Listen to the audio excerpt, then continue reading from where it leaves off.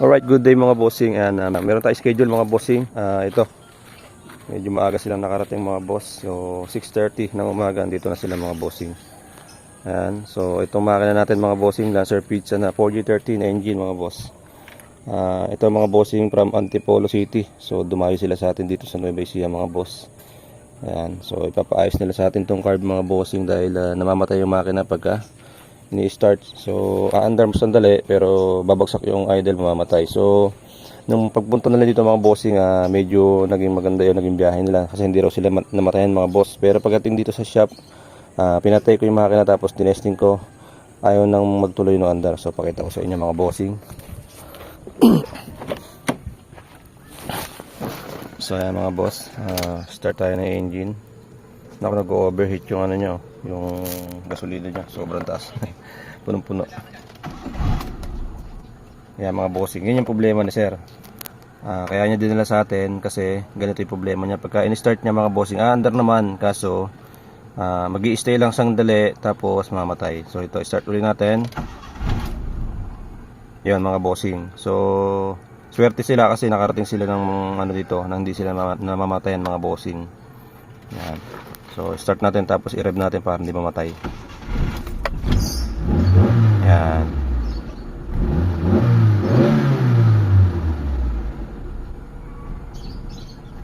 Yan mga bossing. Ayan, namatay mga boss. So yun yung problema nila sir, kaya gustong gusto nilang dalhin dito sa atin para mawala na yung problema nila. So check natin yung carb mga bossing, tapos yung vacuum niya mga bossing, iayos natin ng mga ilalagay natin ng ayos yung mga lagay ng vacuum. So ayun, check pa natin kung may mga iba pang problema.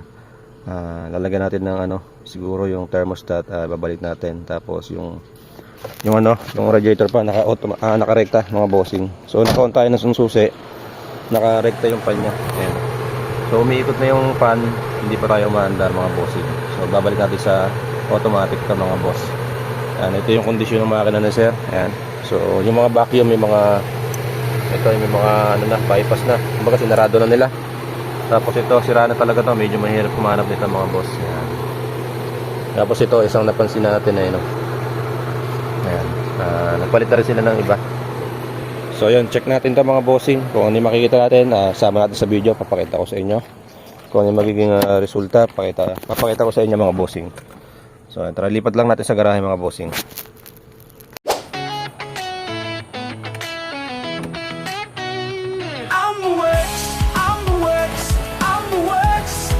Tunog ng makina, amoy ng gasolina. Handa na ba kayo? Aayos na tayo sa AmbuWorks. Problema'y mawawala na. Mga bossing, pinalitan natin ng carb mga bossing. Ito yung galing sa atin mga boss. Kasi ang gusto nila sir is palitan na natin ng ibang carb. Tapos yung carb niya is pang pang spare na lang. So ikukondisyon din natin yan mga bossing. Once na magka-problema dito mga boss is mayroon silang pangkabit mga boss. So ito, naikabit na natin. Tapos palitan natin ng thermostat mga bossing. So yung thermostat na nakakabit sa kanya, ayan, wala nang bulb mga boss. So sira na tong thermostat na to. Tapos ikukulant na rin natin mga bossing. Tapos mga boss, bago natin paanda rin, syempre check natin tong tangke. Request nila sir yung tangke, ayan, dinidrain natin yung gasolina mga bossing. So lilinisin natin yung tangke mga boss. Medyo madami-daming laman yung yung tangke niya. Ayan. So ito, kukondisyon natin mga bossing kasi malayo yung pinanggalingan nila sir. Antipolo pa sila mga bossing. Ayan. So update ko kay mamaya mga boss. So yan mga bossing, pakita ko sa inyo yung thermostat na nakalagay sa kanya. So ito yung laman mga bossing. Ayan. So wala na yung bulb mga boss. So ito lang nakalagay yung thermostat nya. Papalitan natin ng bago mga bossing. So ito mga bossing, ito yung bagong thermostat na ilalagay natin. Ayan, sa mga nagtatanong, 82 degree yung natin, ilalagay natin. So ito yung sa kanya mga boss. Ayan. Mga bossing, naibaba na yung tangke mga boss. So silipin natin yung itsura ng tangke ni sir. Ayan, tara silipin natin dito mga bossing. So ito yung itsura ng tangke ni sir. Ayan mga bossing. Sibla na rin. Mga boss, yun yung tangke nung ni sir. So sobrang kalawang na, oh. Yan, makalawang na yung loob mga bossing. Yan, yun yung nagkukos kung bakit minsan namamalya ganun, tapos namamatay yung makina. So check nyo rin yung tangke niya mga boss. Alright mga bossing, ito na yung tangke natin. So ito ipapalit natin na tangke mga boss. Yan, na malinis yan mga bossing. So yan, kumpara mo na sa kanya kanina mga boss, sobrang kalawang. So ito na ipapalit natin mga boss. Yan, you know, ito kasi yung kanya mga bossing, sobrang kalawang na yan, oh. Yan. So palitan na natin ng sariwa na tangke mga boss. Yan. So dito sa Lancer Pizza ni sir. Alright. Yan, alright mga bossing. Yan, naikabit na natin itong tangke. May gasolina na tayo. Tapos itong fuel filter mga bossing, yan, bago na rin siya mga boss. Tapos ito pinalitan natin itong sensor sa CTS mga boss. Tsaka yung socket pinalitan natin mga bossing. Binalik na natin sa stock wire yung yung radiator pan, na ibalik na natin sa automatic mga boss. So testingin na lang natin itong carb. So papaandarin pa lang natin mga bossing. Yan, try natin magpaandar ngayon mga boss. Opya. So yan, start tayo ng engine mga bossing. Hard starting to mga boss, wala pa naman yung natin, yung carb natin. Testing natin. Ayun mo, mandar na mga bossing.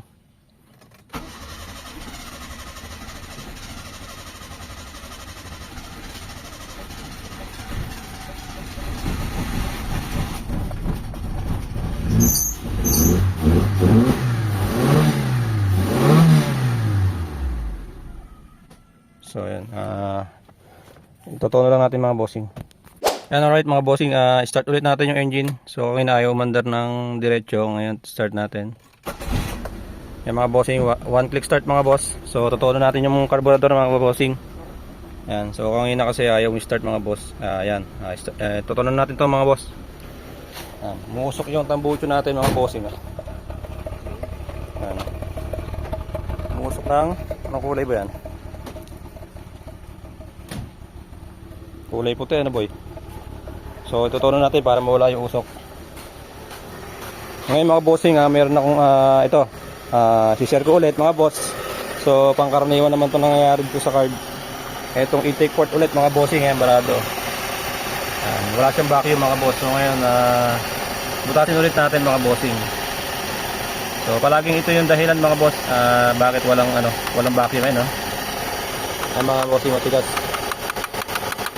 So mga boss, nabutas ko na yung yung intake port. Pagka tinanggal ko tong yung talim ng barena, magkakaroon na siya ng vacuum. Ayan mga boss, tumaas yung minor. So gumanda na yung ayan So meron ng vacuum mga bossing. So ngayon, ito na yung time para maitono natin siya. Saksak na natin tong vacuum gauge natin. Ayan, so ito yung reading. Pagka inalis ko yung vacuum, ayan. So yan yung reading mga boss. So ngayon totono natin yan. Kailangan natin makakuha yung normal reading niya. So ayan, adjust ulit natin dito mga bossing. I'm the works, I'm the works, I'm the works. Tunog ng makina, amoy ng gasolina. Handa na ba kayo? Aayos na tayo sa Amber Works. Problema'y mawawala na sa Amber Works. Servisyo'y kalidad mula sa maliit na gasgas hanggang sa malaking sira, engine overhaul. Walang problema sa aming mga eksperto'y handa, trabaho'y sisimulan. Auto parts, kompleto aming imbakan. Mula sa bolts at nuts hanggang sa mga piyesang mahalaga't kailangan. Auto painter, kulay na gusto mo ibibigay namin. Ayan mga bossing, normal na yung vacuum natin. So i-adjust natin yung yung idle speed screw. So adjust natin dito. Ayan mga bossing, habang hinihinaan natin yung yung minor, tumataas pa yung vacuum niya. Ayan mga boss, sobrang ganda ng vacuum na nakuha natin. Grabe Ayan, sa kondisyon na mga boss. Ayan, napakatahimik na ng makina ni sir. Pwede na umuwi ng Antipolo to. Ano sir?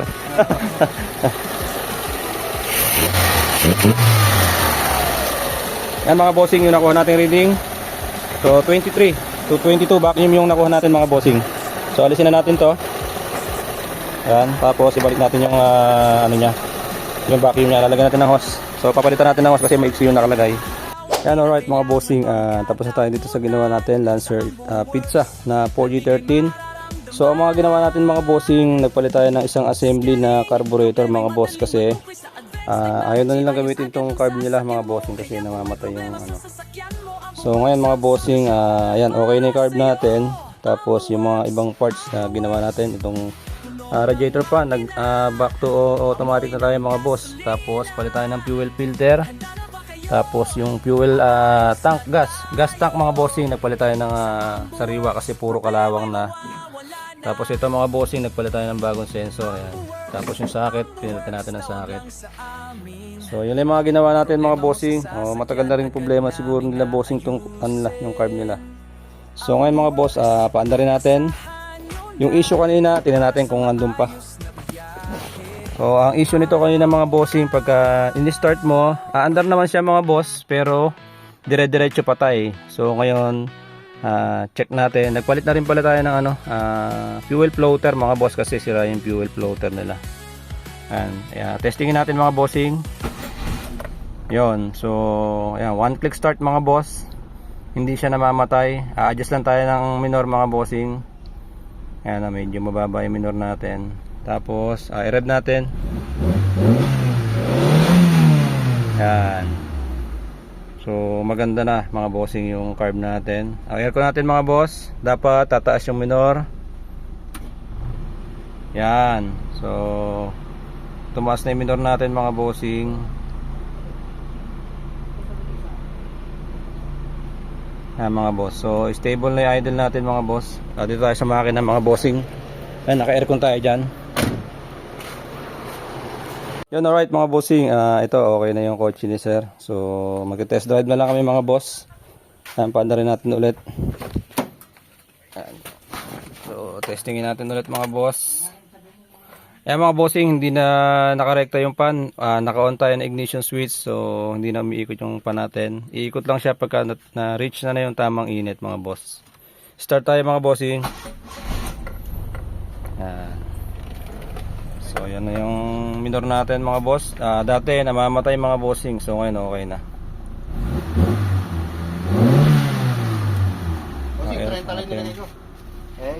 So aircon natin mga boss.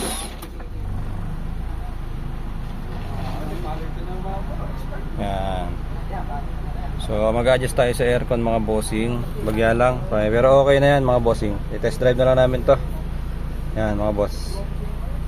Yan, alright mga bossing, test drive natin tong kotse nila sir na Lancer Pizza na 4G13 from Antipolo City mga bossing. So yan, maaga natin natapos mga boss. Test drive lang namin mga bossing, para makaalis na sila sir, mai-release na nila yung kotse nila. So didiretso pa sila sa sa kanilang probinsya from Kuyapo mga bossing. Yan, diretso silang Kuyapo, tapos uwi sila ng Antipolo mga bossing. So yan, dito na tayo sa natin, test driving natin. Mga bossing, test drive na natin mga boss.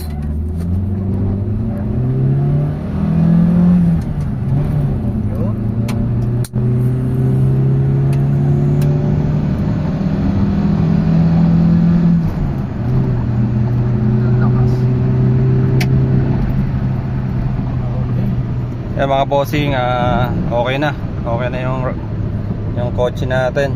So all goods na yung makina. Yan, so dati mga bossing namamatay ito pagka nag-neutral ka. Yan. Yan, so ngayon hindi na mga bossing, stable na siya. Yan mga bossing, pabalik na tayo ng shop mga boss. Ayan, na nila sir to. So all goods na mga bossing, kotse nila sir. Test drive na natin mga boss. Yan. Sir, kahit dyan na lang sir. Yan mga bossing, naayos na yung kotse mo. Meron ka pang free t-shirt mga bossing. Thank you sir, thank you. I'm the works, I'm the works, I'm the works. Tunog ng makina, amoy ng gasolina. Handa na ba kayo? Aayos na tayo. Sa Ambo Works, problema'y mawawala na. Sa Ambo Works, serbisyo'y galidad mula sa maliit na gasgas hanggang sa malaking sira. Engine overhaul, walang problema sa aming mga eksperto'y alright, mga handa. bossing, pauwi na sila, sir. So, all goods na. Auto kompleto aming Sulit yung biyahe. Thank you, sir. inibakan. Ingat po. Mula sa bolts at Sa'yo, mga nuts boss. hanggang sa mga piyesang mahalaga't kailangan. Auto painter, kulay na gusto mo ibibigay namin. Sasakyan mo'y magiging bago, makintab at maningning.